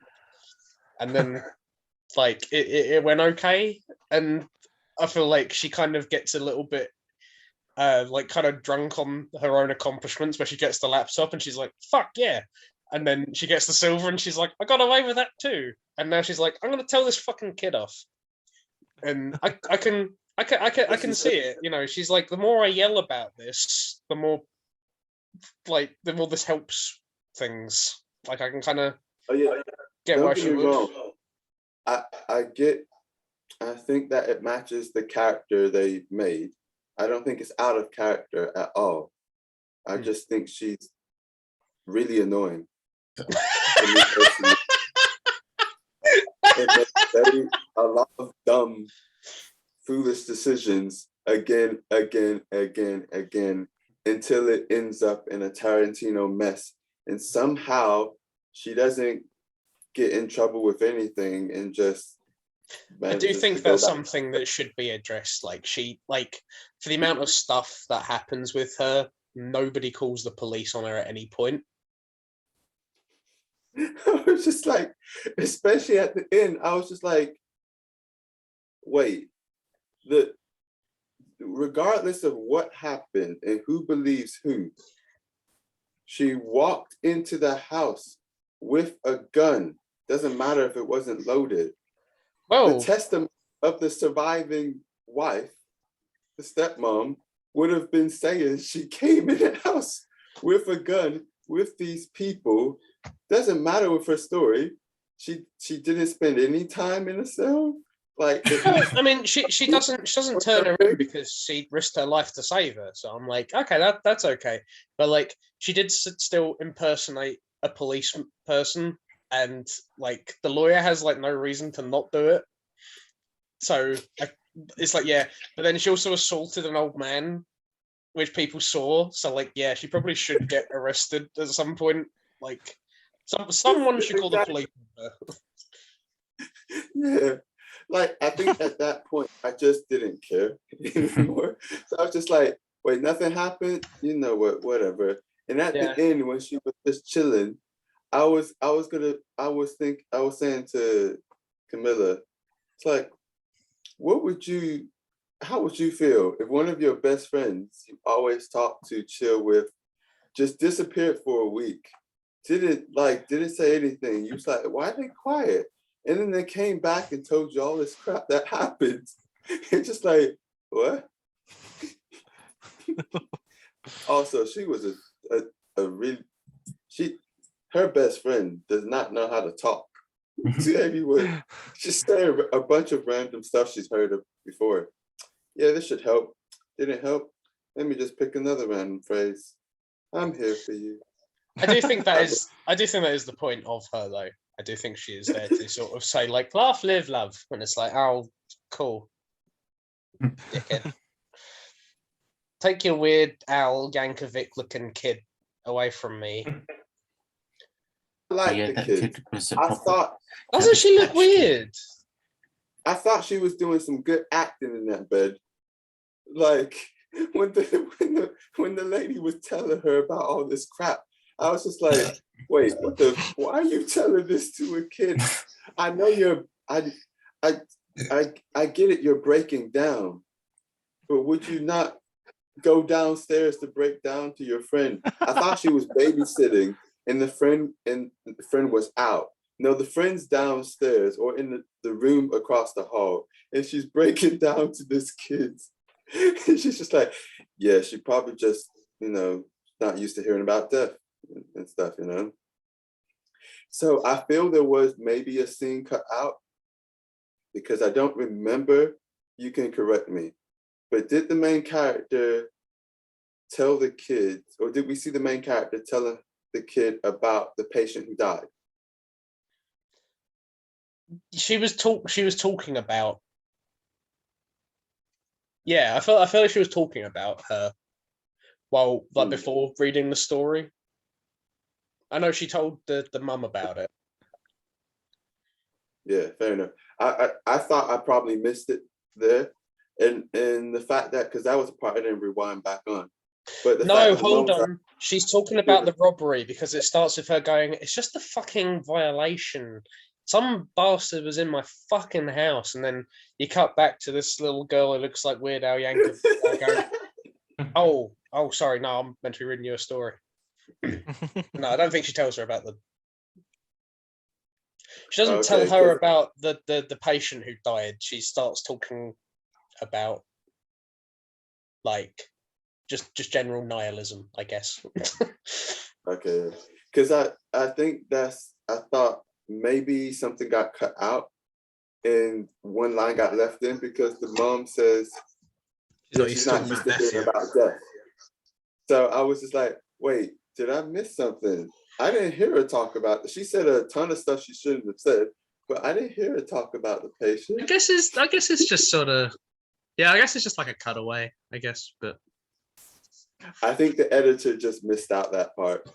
yeah. They should have just. While we've been talking, I have moved my score down for story. I'm putting it at like a 7, Really? maybe even I might do 7.5. Now I've got 0.5s on my side. Bloody points. Shut fuck. I'll probably do 7.5. Right, I'm gonna have to go. Right, if we're doing decimals, I gotta take a stand. Yeah, But I the will score say- that broke the I pants will back. say something before I go, which was No way. It's a my favourite scene Oh sure. was when Elijah Wood fly kicked the the bloke that owned the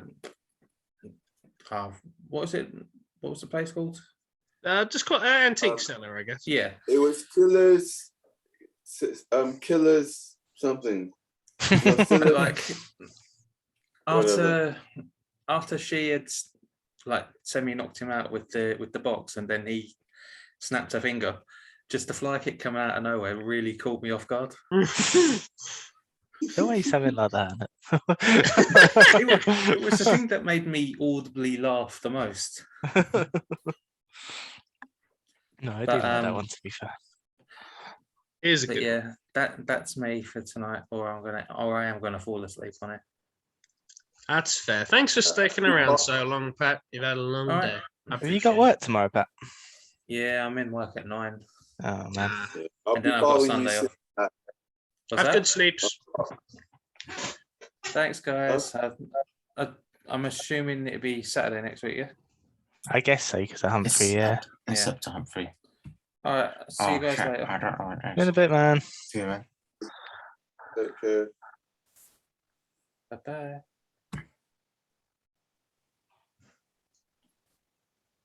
Good. Where's it? Where's Alec? Oh, has Alex disappeared? Yeah. It's one. Oh, yeah, yes. 1.2 less in his like called it a day.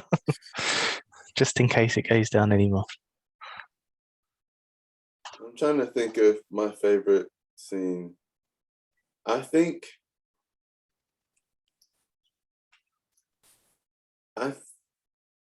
my favorite scene are actually two, for two very different reasons. Or should I wait for Alec to come back? It's up to you, man. I imagine he's probably still in earshot, to be fair. Alec, can you hear? It's kind of hard to pick a favourite scene for this, I think. Just because, like, I don't know, I like a lot of it for the same reason, but it's one of those things where, like, the more we've spoken about it, the more it's a bit like Falling Down, actually. So with Falling Down, I started off being like, yeah, this is a great film, and then we all spoke about it, and I was like, oh, it's not. Alec, I was gonna say my two favorite scenes. Go for it.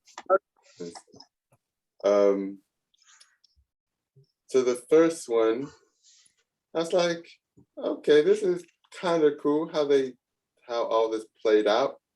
Was the kind of Tarantino-like scene in the house where everyone's dying or getting shot up. I just thought it was kind of done well. I mean, yeah, I might not agree how everything got there, but it was a hot mess, and I thought it was done pretty well. Just the production of that kind of scene and how it was shot and done, and it was kind of fun. Hand blown off, person stabbed, two folks shot in the head, person shot in the head and shrieking. Mom runs away. Like, this is the only one who hasn't been injured. And just a whole manner of crap happening. I was like, yeah, that's cool. And the first one, I don't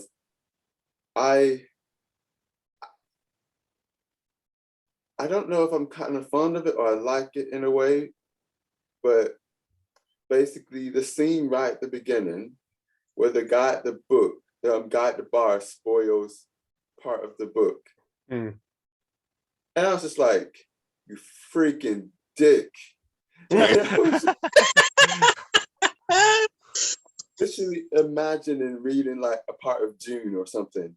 And then someone tells me, oh yeah, X, Y, and Z, which I'm not gonna spoil because some of you might actually watch the coming films or whatnot. It turns out Baron Harkonnen is quite fat. And I was just like, why do you have to be such a dick? And because he said that, I missed I a thought lot you of knew. what was being said. Because I was just like, freaking dick. And then I was just like, oh, I get it. This is yet another part in her life where she thinks, oh, finally someone decent, or finally something okay-ish is happening to me or around me.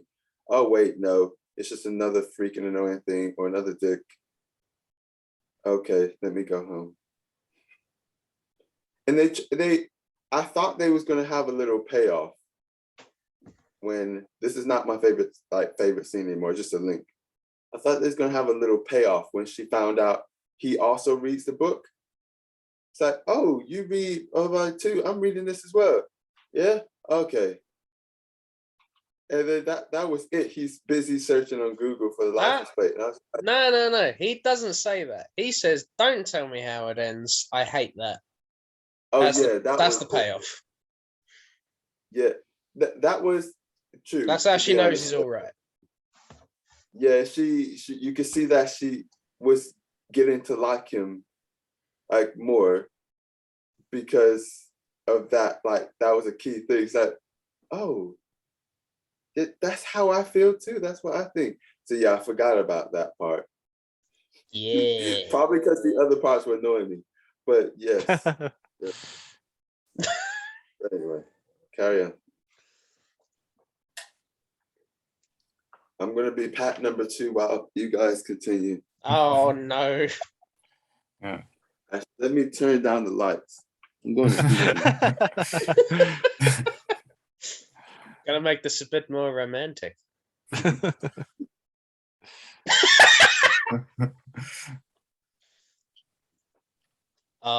Yeah. You are just asking to fucking lose consciousness, aren't you? I've got candles to put out too. Oh, fucking know it's hell. gonna burn the place Put them down. out now, for fuck's sake. I didn't expect this to be the most romantic film club yet. You know what? Actually, before like you fall asleep, well, before we finish the call, I think we should just go like and try and wake Emmanuel up.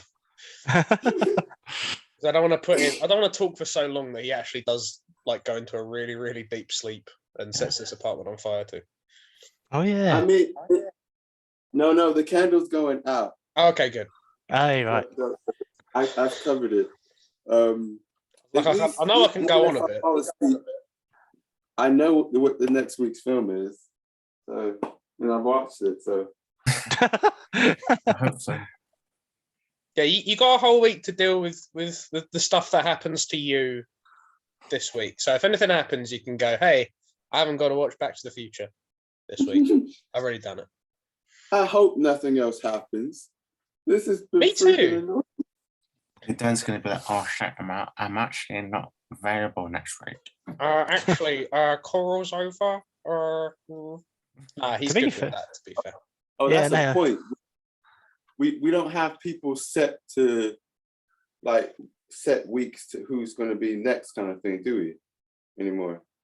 Well, we do for like Okay. round by round, but we can change it. It's no problem. Oh no, we don't have to change it. I didn't check the sheet to just double check. So Cool, 'cause the order. oh no, carry on. So the order for this round. So it was originally Dan first, but then Dan went on holiday, and so now it's Alec, Dan, me, Ben's double bill, Pat, and then you. Wait, double? Why the double bill? We're So you doing remember- a double bill each round. So you remember I said that like we had an idea to do a double bill round. So we Yeah. thought it was probably too much to do it all in one round. So instead of doing a whole round of double bills, we're just doing one person gets a double bill each round, and Ben's got the first one. Oh, man, that'd be You got it. interesting. You get two picks that round, but they gotta kind of have a. I'm quite happy to have this on a recording. So like we're doing, so you can refer back to this when you're trying to think of something. But like we're trying to unite these two films we're picking under like a single theme and everything. And I don't know what Rob's is anymore, but I'm gonna use what Rob was gonna pick. Rob was talking about how he wanted to pick something for blind spotting or something for big fish. But Yeah, like so he it was picked both blind spotting and big fish. No, sorry, you carry on. so my thinking was to do well. I was I thinking don't of know why like I thought I was the most qualified person to do that. so my thinking originally was it's a shame that I can't do the Life Aquatic with Steve Easy and Big Fish because I've already picked Big Fish. And then I thought it's a shame that I can't do The Last Black Man in San Francisco and Blind Spotting because I've already picked Blind Spotting. And then I was like, actually, if I pick The Life Aquatic with Steve Easy and The Last Black Man in San Francisco, they've both got 9 syllables. No, that's not what I was thinking. So what I was thinking was if you kind of pick The Life Aquatic with Steve Easy and The Last Black Man in San Francisco, you kind of like form a chain from Big Fish to Blind Spotting, because Big Fish and The Life Aquatic with Steve Easy are about a central character whose life is so like fantastical that people think it's fake, and because they think it's fake, they can't experience life as he does. And with The Last Black Man in San Francisco, as well as Blind Spotting, you've got a central character who believes in something that's fake so that he can kind of like deal with the world around him. So it's kind of like two sides of the same coin, and it's like it's all about kind of like the perception of a person and how that relates to their identity. But then I watched The Last Black Man in San Francisco and I was like, I don't want to pick this yet. So yeah, thinking those terms, I guess. But Yeah. now I've got an idea for another double bill, which I think works really well together. I won't tell you what it is yet, but the name for my double bill is Township Rebellion. Ooh.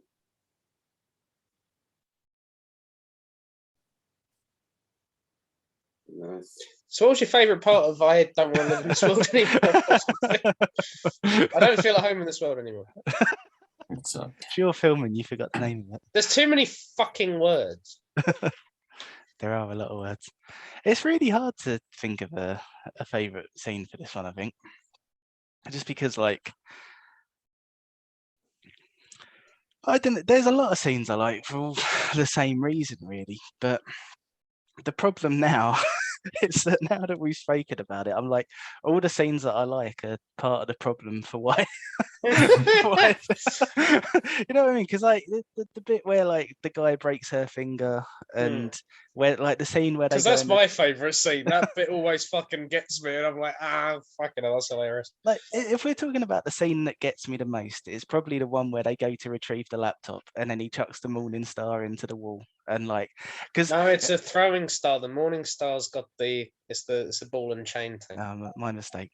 But yeah, no, that's the one that gets me the most because that's the one where it's like what I was saying before, where you've kind of got these two people who like the only reason they're going to do this together is because they're the only two people who'd think doing this was a reasonable thing.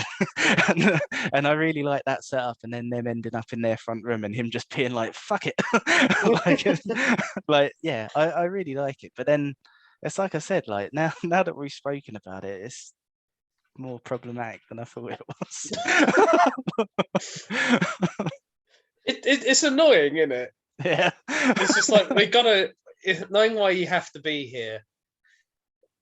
It kind of just sours the whole thing. Yeah.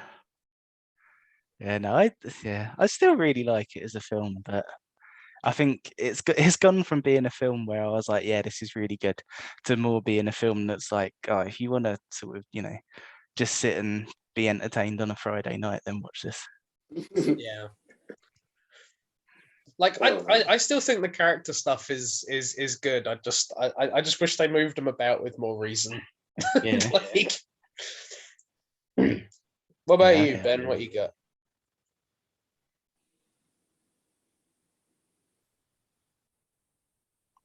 Ben, you're on mute. Okay. yeah, I've got it. I thought you still muted your microphone. And you were like, I was like, no, it's still muted. We can't. Can't hear.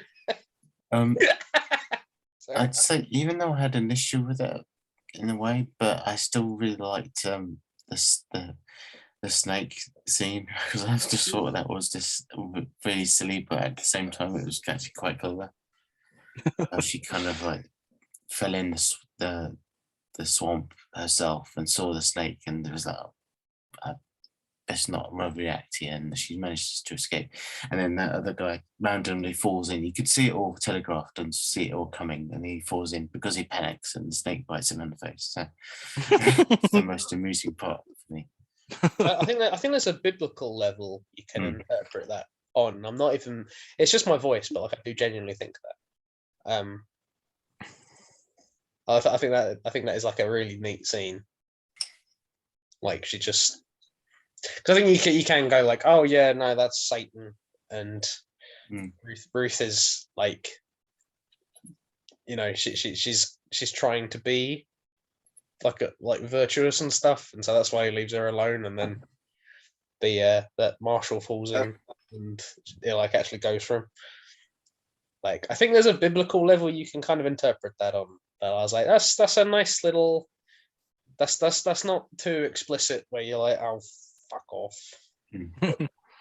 Sorry, there was one last about the ending I did want to ask. Actually, I don't know if I just didn't get it, but is the ending where she sees Elijah Wood at the barbecue, or a fever dream in her head, or is it literally a kind of like the whole film was a fever dream of like what could have happened if she kind of like went after the burglar kind of thing? I wasn't sure what it was intending to be. I Yeah. think. Oh, Sorry, God. man. No, that's right. I was just gonna say, I think it's whatever you want it to be. Really, I think that's one of the things that the film does quite well. Is that if you want it all to be a fever dream, it can be, or if you want that part to be one, it can be. If you want him to be there, it can be that as well. Yeah, I was trying to look for evidence of one or the other, but it's not mega clear. So yeah, I guess it is just kind of up to you, I guess. I didn't even realize that was a possibility. I just assumed just like, oh, he made it. Okay, he must be in some kind of pain. He's leaning on the barbecue in quite an awkward way. So, It was just a dream, to be honest.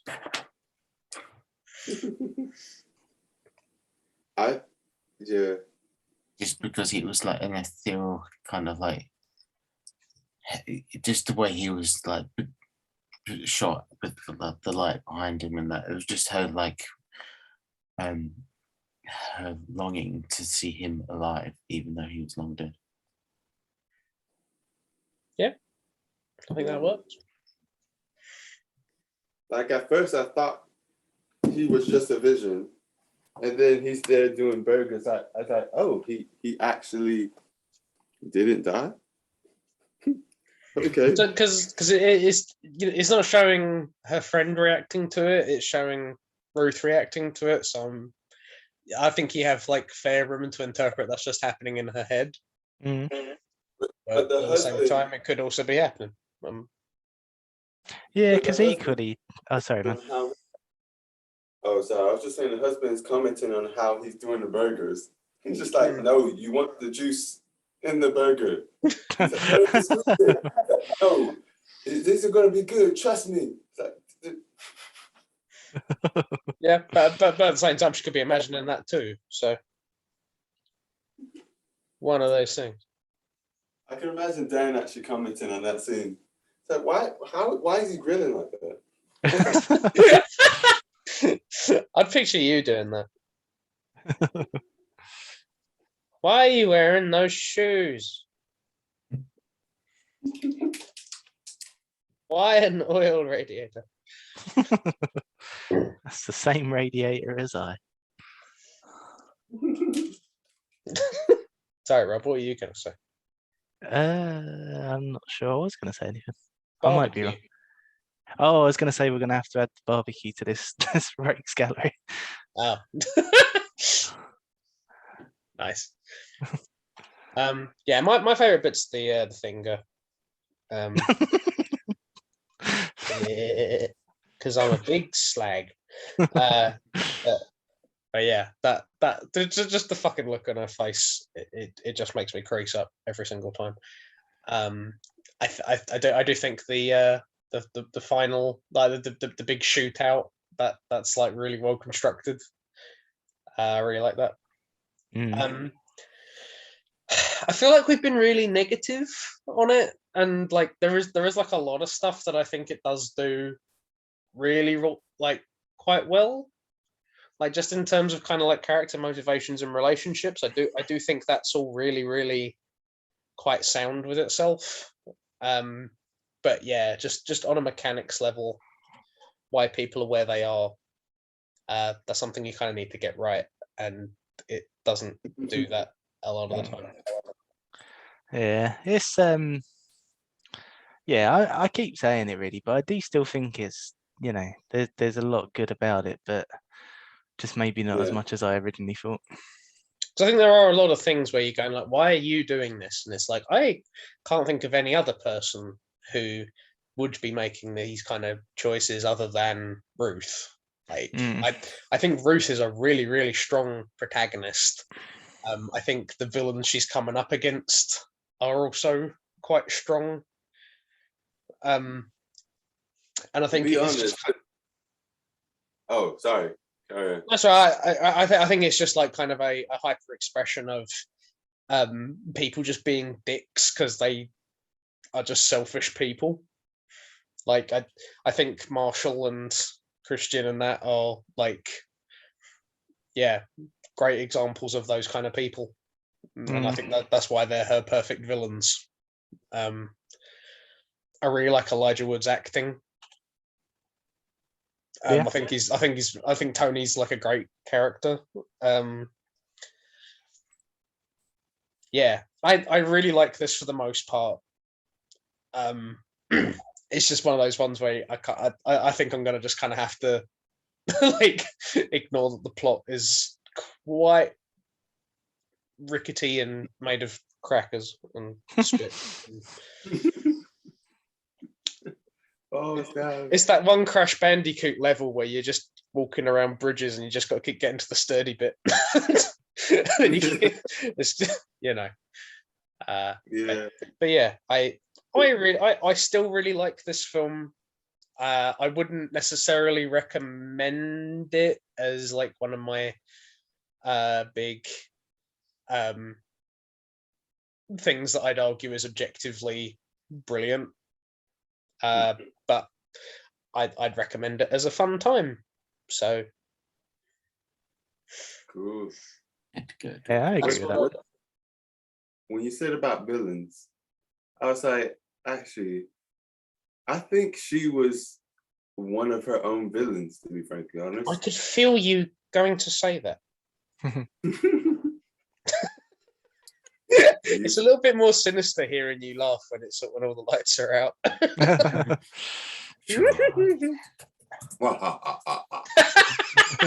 No, it's all right. It's back again. It's fine. We're safe. Oh no. Now someone needs to do like a Green Goblin laugh with the lights off. I think that you're doing a great job. Yeah, see. No, sorry, you're gonna say something. You're gonna say she's her own villain. Yeah, she through a lot of the film, she's just causing so many problems herself that no one is causing for her but herself. Like it starts off people doing stuff to her, but then it's she in her own way, she's trying to get her own back, get her own things done, and like for once stop just accepting things as they are and try and do something about it or correct it, which in theory sounds good, but the way she's going about it, and even when after she takes the lawn tiger, and Elijah Wood's like, but it's not your lawn tiger.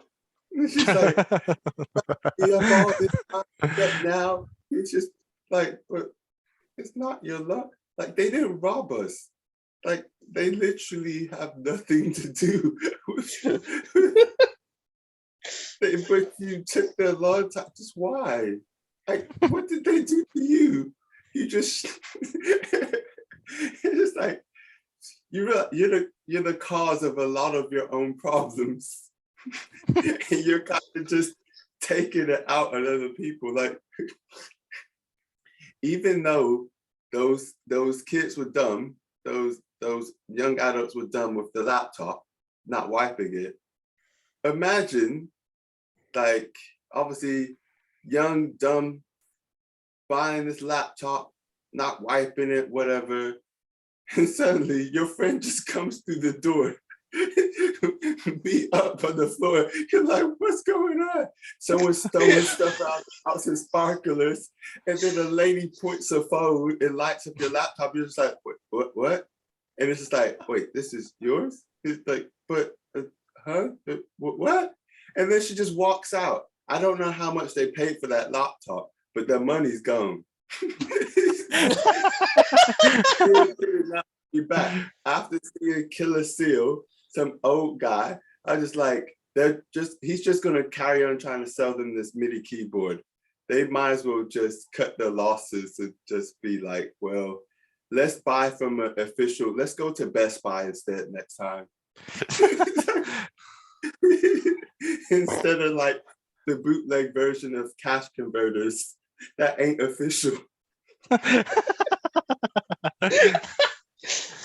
I'd love for you to describe more films. That'd be great. Earlier, I was imagining. Thanks. Earlier, I was imagining. You know those how it should have ended shows, animations on YouTube. Yeah. I was imagining that for this, and imagine her go at multiple points.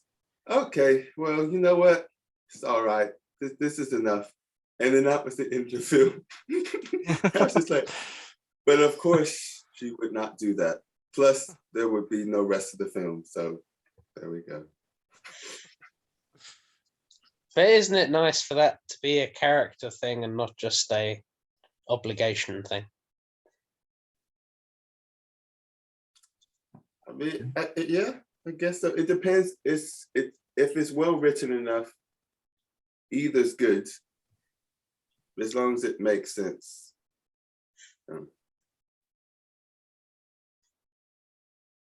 Indeed. Right. So, anything else we wanna put forward? Nice. Yeah. I guess not. So I'll be Humphrey. The next film is Back to the Future, like last week, except now we're doing it this week because yeah. Let's make a concerted effort not to surprise Humphrey with his pick again, because as we know, he does have an inexplicable social life now. So we should probably warn him about these things in advance. We've got a 1-1 record of every time we surprise Humphrey with his pick, he goes on holiday. So also, it winds up with me picking a film that doesn't score very well. So I've got an interest in this not happening again. So It's straight facts. So straight facts. He'll be here next. So he'll be here next week. Yeah. Yeah. I mean, we hope so. We hope so. Yeah. I think I know what I might pick next time, actually. Oh yeah. Yeah. I was just thinking, I was like, I don't know what I would pick. I That's how we feel. I don't know what Emmanuel. We are always on the edge of our seats with yours. We're just like, what the fuck is he going to pick this time? Actually, I got 2 ones. Or maybe that should be a double bill. Ooh. The link's fuck. not I'm just picking. Sorry, just you saying double bill, I was like, oh god, that's a lot of fucking ball torture. They're both good, but I never watched all of one of them, so I need to watch that at some point to see if I even want to pick it. Yeah, who knows what tortures in that second half. It'd be like, oh yeah, I didn't realize this is in this film, sorry. For fuck's sake. No, Bless you. it'll be all good. Pretty tame. I mean, one of the picks I'm thinking of is pretty tame compared to everything I've picked. That's great. Well, no, the disclaimer there is the problem. The problem is compared to everything else you've picked, so it's probably not tame at all. We're only threatening to cut off your entire balls. Oh man. It's like when there was like a series on Channel 4 called Extreme or something like that, and it was basically like a set. Actually, on this, so it was a set of films that were like supposed to be extreme, and it started off with Fight Club, and it was like, oh, is Fight Club that bad? And Love Exposure and Antichrist were both on it. So obviously they kind of like chose Fight Club as like a gateway into this like ridiculous like. Oh, 2 of my films. Your nasty One film. of them was one I didn't even watch beforehand. Oh man. This is when you pick the passion for the next one. Nah. No, even that's too fucked up for me.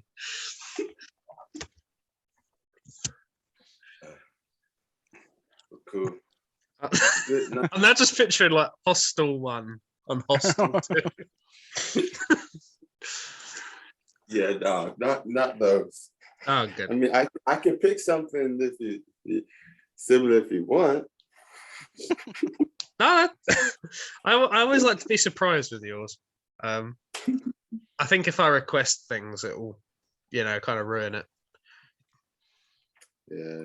This is cool. Take care.